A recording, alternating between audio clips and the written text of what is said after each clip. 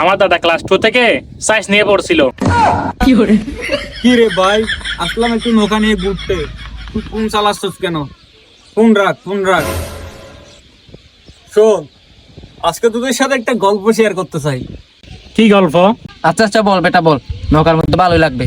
আচ্ছা শোন, তাহলে এটা একটু ভাব নিয়ে বলতে হবে।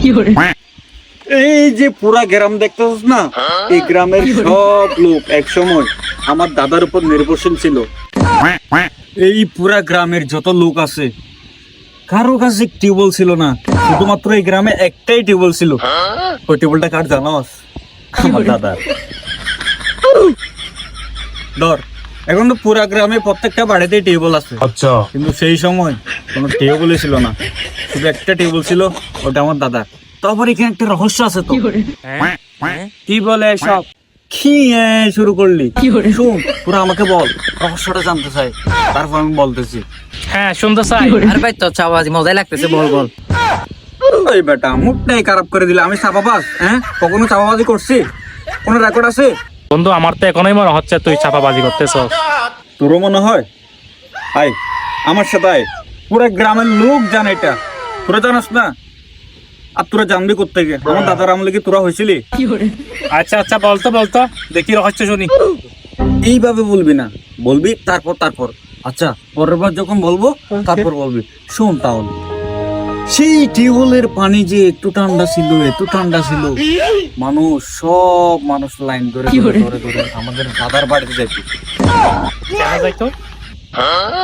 পানির জন্য যাইতো, ঠান্ডা পানি। পুরা গ্রামের একটাই টিউবওয়েল, তাও আবার আমার দাদার। আর আমার দাদার মনটা খুব বড় ছিল, এত বড় ছিল আমি দেখাতে পারতেছি না, এত বড় ছিল। পুরো গ্রামের লোককে সারাদিন পানি দিত। তো পানি ঠান্ডা থাকবে না? পানি কি গরম হবে?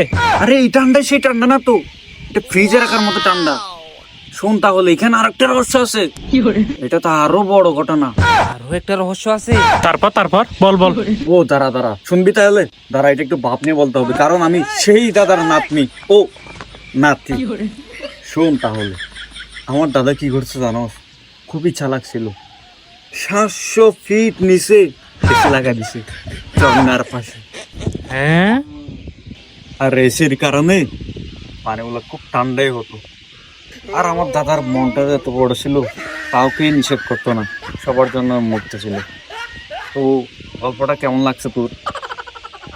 আরে তোর গল্পটা খুব ভালো লাগছে, কিন্তু তুই যেহেতু একটা তোর দাদার গল্প শুরু করছস, তাহলে আমি আমার দাদার একটা গল্প বলি তোকে, শোন।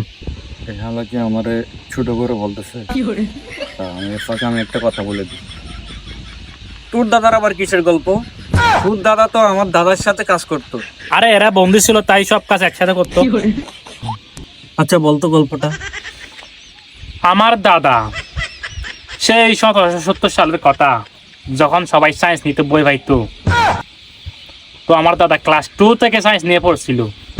সেরকম একটা ব্র্যান্ডের দাদা ছিল আমার।